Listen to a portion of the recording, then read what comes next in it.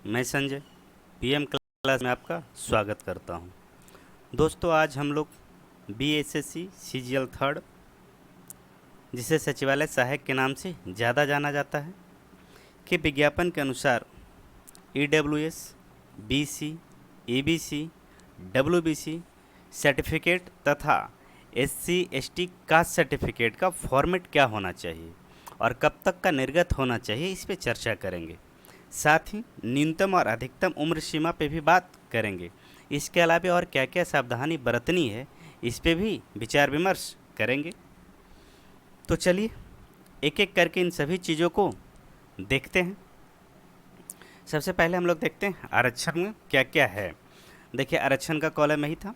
कर ऑनलाइन आवेदन समर्पित करते समय नियत प्रविष्टि के अधीन इंगित आरक्षण का दावा नहीं करने पर किसी भी परिस्थिति में आरक्षण का लाभ दे नहीं होगा। अगर फॉर्म भरते समय अगर आप रिजर्वेशन कैटेगरी में टिक नहीं करते हैं, मतलब आप दावा नहीं करते हैं, तो आपको आगे कभी भी रिजर्वेशन नहीं दिया जाएगा। ठीक है, उन्हें समान श्रेणी में रखा जाएगा, समान प्रशासन विभाग के। ठीक है, कुछ लेटर उसके अधीन जो भी है। अच्छा, इसके अधीन क्या करा है कि राजधानी सेवाओं का आरक्षण का लाभ राज्य के मूल निवासी को ही दी है। तो देखिए, हमेशा जब भी रिजर्वेशन मिलता है वो किसी भी राज्य के मूल निवासी को हो। सेंट्रल में उन्हीं को आरक्षण मिलता है जो भारत के मूल निवासी हैं। ठीक है, बिहार राज्य के बाहर के निवासी अभ्यर्थियों का आरक्षण का लाभ दे नहीं होगा। ऑनलाइन आवेदन समर्पित करते समय स्थानीय निवास प्रमाण पत्र का नंबर एवं तिथि निर्गत करने वाले प्राधिकार का पदनाम अंकित करना होगा, जिसे काउंसलिंग के समय प्रस्तुत करना अनिवार्य है। तो एक चीज़ तो कह दिया गया कि फॉर्म भरते समय ही निवास प्रमाण पत्र का जो सर्टिफिकेट नंबर होता है वो, और कौन से पदाधिकारी उसको निर्गत किए उसको देखते हैं। इस टाइप का फॉर्मेट क्या होता है निवास प्रमाण पत्र का, वो भी देख लेते हैं हम लोग। देखिए, इसी फॉर्मेट में निवास प्रमाण पत्र आपका होता है। देखिए, बिहार सरकार के लिए है फॉर्म 13 के नाम से जाना जाता है इसको। ठीक है, डिस्ट्रिक्ट लखीसराय है, लखीसराय। ठीक है, निवास प्रमाण पत्र देखिए क्या है, निवास प्रमाण पत्र। इसमें देखिए आपका सर्टिफिकेट नंबर यहाँ पे होगा, यहाँ पे निर्गत करने की तिथि दे दिया है। ये दोनों चीज़ आपको क्या करना, फॉर्म भरते समय डालना होगा, तभी आप बिहार का स्थायी निवासी कहलाएंगे और आपको रिजर्वेशन का लाभ मिलेगा। अगर आप ऐसा नहीं करते हैं तो आपको किसी भी तरीके का रिजर्वेशन नहीं मिलेगा। चलिए आगे के पॉइंट को देखते हैं। आगे का पॉइंट क्या, आप लोग जिनके पास भी नहीं है वो क्या कीजिए, ऑनलाइन अप्लाई कर दीजिए और बना लीजिए। ठीक है, आगे देखते हैं आगे के पॉइंट में और क्या लिखा गया है। ठीक, और देखते हैं।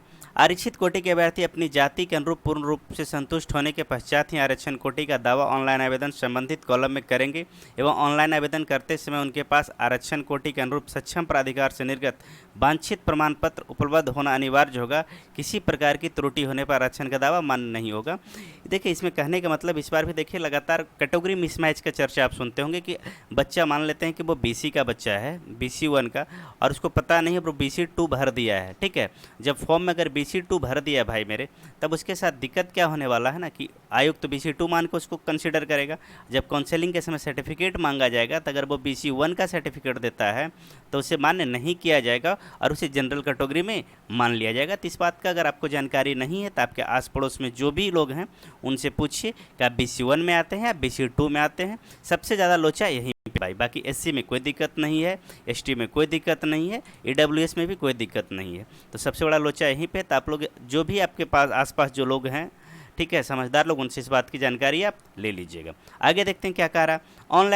ऑनलाइन आवेदन पत्र में दावा किए गए आरक्षण श्रेणी में किसी भी परिस्थिति में परिवर्तन नहीं किया जाएगा तथा इस संबंध में किसी भी आवेदन पर विचार नहीं किया जाएगा। गलत आरक्षण का दावा करने पर उन्हें अनारक्षित श्रेणी में माना जाएगा। ही बात समझा रहे थे BC1 और BC2 का।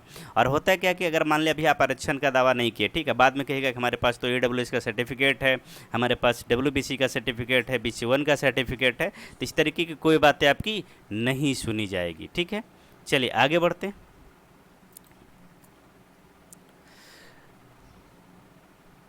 आगे क्या करा, देखिए, अनुसूचित जाति और अनुसूचित जनजाति के लिए बात है। तो अनुसूचित जाति अनुसूचित जनजाति के श्रेणी के अभ्यर्थियों के लिए राज्य सरकार द्वारा अधिसूचित सक्षम प्राधिकार द्वारा निर्गत जाति प्रमाण पत्र एवं स्थायी निवास प्रमाण पत्र मान्य होगा। तो स्थायी निवास प्रमाण पत्र तो सबको देना है। ठीक है, अच्छा, दूसरी बात, सक्षम प्राधिकार मतलब आप जैसे ही जाएंगे तो जो भी लोग हैं इसके लिए सक्षम, वही आपको सर्टिफिकेट इशू करेंगे। इसके बहुत बड़ी टेंशन वाली बात नहीं है। अगर विशेष बात होता तो यहाँ पे पदनाम दे दिया गया होता। तो देखते हैं अगर SC का सर्टिफिकेट और ST का सर्टिफिकेट का फॉर्मेट क्या होता है, उस पर भी हम लोग देख लेते हैं ताकि आप लोग को आइडिया मिल जाए। जो नए बच्चे हैं जो पहली बार फॉर्म अप्लाई कर रहे हैं उनको विशेष आइडिया हो जाएगा यहाँ से। देखिए इस तरीके का फॉर्मेट मिलेगा आपको। देखिए अनुसूचित जाति प्रमाण पत्र, यहाँ पे देखिए प्रमाण पत्र संख्या मिलेगा आपको, ठीक है, यहाँ प्रमाण पत्र संख्या मिलेगा और यहाँ पे किस तारीख को इश्यू हुआ है, दोनों चीज़ मिल गया और इसी फॉर्मेट में आपको बनाना है, ठीक है, सब कुछ देख रहे हैं। और यहाँ पे देखिए अभी जो बनाते हैं वो रेवेन्यू ऑफिसर आरओ बनाते हैं, अभी जो भी देते हैं आपको एनसीएल हो या फिर कास्ट सर्टिफिकेट हो वो क्या आरओ दे रहे हैं, ठीक है, रेवेन्यू ऑफिसर। तो देख लेना है, बस इस फॉर्मेट में आपके पास होना चाहिए, अगर नहीं है तो लोग बनवा लें, ठीक है। बाद में नहीं कि मेरे पास पुराना वाला अभी देखिए CHSL 1 यानी प्रथम इंटर स्तरीय में केस चल रहा है कोर्ट में, तो इस तरीके के लफड़े में ना पड़े बाद में, आप समय अभी आपके पास, आप अप्लाई कर दीजिए, मिल जाएगा और नए आपके पास होगा तो कोई दिक्कत नहीं होगा, बाद में काफ़ी मानसिक परेशानी होती है। ठीक, आगे देखते हैं और क्या चर्चा है भाई। पिछड़ा वर्ग अत्यंत पिछड़ा वर्ग के लिए देख लेते हैं। पिछड़ा तथा अन्य पिछड़ा वर्ग के श्रेणी का क्षेत्र उम्मीदवारों के लिए अपने स्थायी अधिवास राज्य सरकार द्वारा सूचित संप्रदाय निर्गत क्रिमिलेयर रहित, देखिए क्रिमिलेयर रहित प्रमाण पत्र मान्य होंगे, इसी को NCL कहा जाता है भाई मेरे, यही अभी काफ़ी चर्चा में है, ठीक है। ऑनलाइन आवेदन समय क्रिमिलेयर रहित प्रमाण पत्र अभ्यर्थियों के पास भौतिक रूप से उपलब्ध होना अनिवार्य है। भौतिक रूप से मतलब आपके पास बना हुआ हार्ड कॉपी चाहिए उसका, ठीक है, या सॉफ्ट कॉपी जो भी है, मतलब जिसको देखा जा सके वैसा कॉपी हो, मन में नहीं कि हम तो हैं ABC, ऐसी बात नहीं चलेगी। भौतिक रूप से मतलब जिसको हम देख सकते हैं, स्पर्श कर सकते हैं, ठीक है, वही चीज़ होना चाहिए। मतलब आपके पास फॉर्म भरने से पहले NCL बना होना चाहिए, जिसकी निर्गत संख्या तिथि सहित ऑनलाइन आवेदन के निर्दिष्ट कॉलम में अंकित करना होगा। देखिए फॉर्म भरते समय भी इसको मेंशन करना होगा, ठीक है। अत्यंत पिछड़ा वर्ग के श्रेणी के अभ्यर्थी आवेदन में अंकित क्रिमिलेयर रहित प्रमाण पत्र को काउंसलिंग के समय मूल में प्रस्तुत करना आवश्यक होगा। 1 वर्ष से अधिक पुराने क्रिमिलेयर रहित प्रमाण पत्र की स्थिति में विहित प्रपत्र 18B में स्वघोषणा समर्पित करना होगा। जरूरत ना पड़े आप लोग बना लीजिएगा नया वाला ही, तो पुराने के साथ क्या जरूरत पड़ेगा। देखिए क्या करना है, फॉर्मेट देख लेते हैं, इसका क्या फॉर्मेट होता है। अच्छा, अनुसूचित जाति का है फॉर्मेट है, अच्छा देखिए यही होगा क्रिमिलेयर रहित प्रमाण पत्र। देखिए क्रिमिलेयर रहित प्रमाण पत्र है, पिछड़ा वर्ग अत्यंत पिछड़ा वर्ग के हेतु है। इसमें भी देखिए यहाँ पे क्या मिल जाएगा आपको, सर्टिफिकेट नंबर यहाँ से मिल जाता है, आवेदन संख्या यहाँ से मिल जाएगा और निर्गत तिथि मिल जाएगा, सब कुछ यहाँ से मिल जाएगा। बाकी बात इस तरीके के बना लीजिए। अगर ये 1 साल से अधिक पुराना है, ठीक है, 1 साल से अधिक पुराना है तो आपको 18B भरना होगा, ठीक है, 18B भरना होगा। तो 18B भी देख लेते हैं, 18B क्या है, ठीक है, 18B कहाँ है भाई। देखिए इस तरीके का एक फॉर्म आएगा फिर, ठीक है, इस तरीके का एक फॉर्म आपको भर के देना होगा काउंसलिंग के समय, ठीक है। तो 18B तो हम यही कहेंगे भाई मेरे न्यू बना लीजिए आप लोग, ठीक है, अभी समय है आपके पास, 18B के चक्कर में ना रहें आप लोग। आगे देखते हैं आगे क्या कहा जा रहा है। कह रहा है समान प्रशासन विभाग बिहार सरकार के संकल्प इतना के अनुसार बिहार राज्य के सभी सरकारी समारोह सभी स्तर सभी प्रकार के पद सीधी नियुक्ति में आरक्षित एवं गैर आरक्षित कोटि महिलाओं के लिए 35% 37 आरक्षण है। देखिए महिलाओं के लिए 35% आरक्षण दिया गया है। 35% आरक्षण के तहत महिलाओं के लिए आरक्षित पदों के पदवार कोटिवार देखिए तो दे ही दिया गया, ठीक है, इसमें कोई नया बात नहीं है। दूसरा देखते हैं इसको, समान प्रशासन विभाग द्वारा बिहार सरकार का सूचना 26/2/2019 के आलोक में समान श्रेणी का आर्थिक रूप से कमजोर, देखिए श्रेणी का आर्थिक रूप से कमजोर वर्ग के लिए 10% आरक्षण दे है, मतलब EWS, ठीक है। ऐसे अभ्यर्थियों के लिए कर्णांकित रिक्तियां की संख्या तालिका में अंकित है। समान प्रशासन विभाग का अधिसूचना इतना के आलोक में आर्थिक रूप से कमजोर वर्ग के सदस्य द्वारा प्रस्तुत किए जाने वाला आय एवं प्रसम्मति प्रमाण पत्र उपयुक्त अधिसूचना के साथ संलग्न, देखिए अनुसूची 1 में सक्षम प्राधिकार द्वारा निर्गत होना अनिवार्य है, ठीक है, अन्यथा आर्थिक रूप से कमजोर वर्ग को दिया आरक्षण का लाभ नहीं मिलेगा। तो देखिए इस तरीके का EWS का सर्टिफिकेट किस फॉर्मेट में होगा ये भी आपको पता होना चाहिए, ठीक है। अभी प्रपत्र 1 की बात किया, प्रपत्र 1 हम लोग देखते हैं प्रपत्र 1 होता किस तरीके का है। देखिए यही प्रपत्र 1 है भाई मेरे, ये क्या है, प्रपत्र 1 है, ठीक है। कार्यालय नाम यहाँ पे रहेगा बिहार सरकार है। आर्थिक रूप से कमजोर वर्ग के सदस्य द्वारा प्रस्तुत किया जाने वाला आय एवं प्रसम्मति प्रमाण पत्र, यहाँ से देखिए आपको प्रमाण पत्र संख्या दिया जाएगा, यहाँ दिनांक दिया जाएगा, यहाँ वित्तीय वर्ष दिया जाएगा, ठीक है, चूँकि एक ही वित्तीय वर्ष के लिए वैलिड होता है, नाम पता भरा जाएगा सब कुछ, और ये सब कंडीशन दिया गया है। जो आपके पास नहीं होगा तभी आप EWS सर्टिफिकेट आपका बनेगा, इस तरीके का फॉर्मेट होगा। फॉर्मेट देख लिए, इसके लिए आपको एक घोषणा पत्र भी भरना पड़ता है अप्लाई करते समय। देखिए वो घोषणा पत्र भी दिखा लेते हैं। देखिए इसको बोलते हैं अनुसूचित प्रपत्र 2, इसमें आर्थिक रूप से कमजोर वर्ग के अभ्यर्थी स्वयं घोषणा पत्र, ठीक है। तो इस तरीके का आपको एक फॉर्मेट में घोषणा करना होता है कि आपके पास कुछ नहीं और आपका सर्टिफिकेट बन जाता है, ठीक है। और देखते हैं बाकी आगे क्या चर्चा इसमें है, उस पर भी हम लोग देखते हैं, ठीक है। अब देखिए क्या करा, आरक्षण होने परंतु राज्य भारतीय नियम का खिलाफ दावा नहीं करेंगे। आय प्रसन्नता संबंधी प्रमाण पत्र निर्गत किए जाने की तिथि से 1 वर्ष के वैध होगा। देखिए लिखा आय एवं संपत्ति संबंधी प्रमाण पत्र निर्गत किए जाने की तिथि से 1 वर्ष के लिए ही वैध माना जाएगा।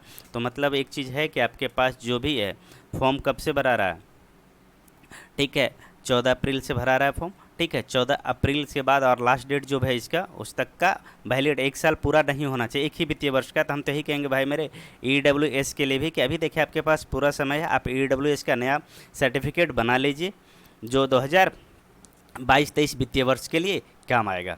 तो नया सर्टिफिकेट बना लीजिए, आपके पास समय है, किसी तरीके को ताही मत कीजिए, बाद में परेशान हो जाइएगा। अगर बाद के परेशानी से बचना है तो अभी सर्टिफिकेट बना लीजिए।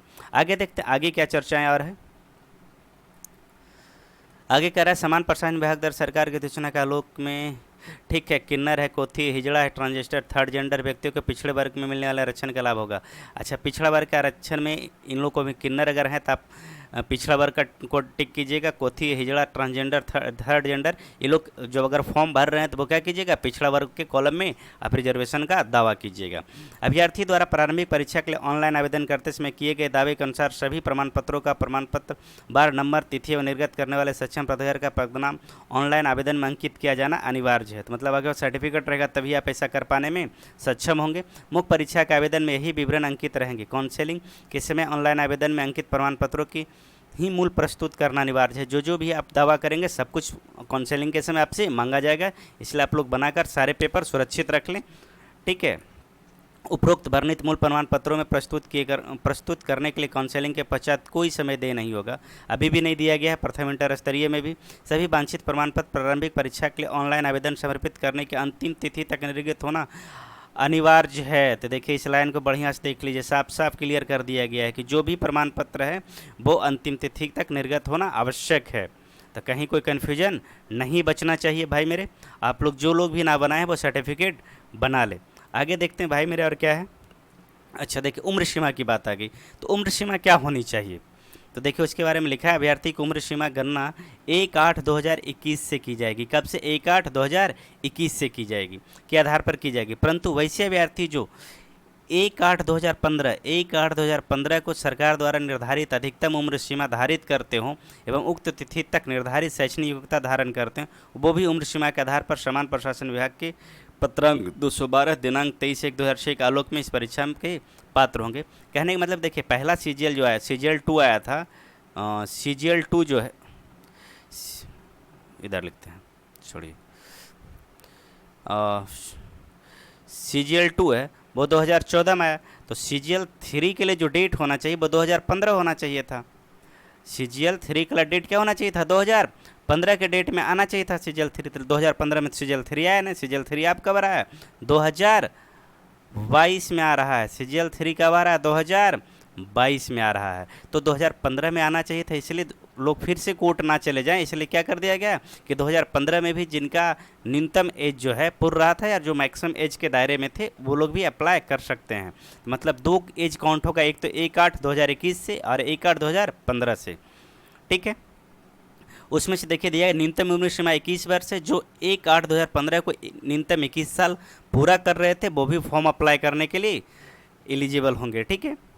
अधिकतम उम्र सीमा की बात करें तो अनारक्षित वर्ग में 37 साल है। अगर वो 1/8/2015 तक 37, अभी मान लेते 2021 में 37 से ज़्यादा हो गया है, लेकिन 1/8/2015 तक उनका 37 पूरा रहा था तो वो भी अप्लाई कर सकते हैं। सेम वही कंडीशन सभी के लिए है। अनारक्षित वर्ग के लिए 40 वर्ष है, 21 के अनुसार और 15 के अनुसार भी चलेगा। पिछड़ा वर्ग के तहत पिछड़ा वर्ग के पुरुष और महिला के लिए 40 साल, वो 21 के लिए और 15 दोनों पे लागू होगा।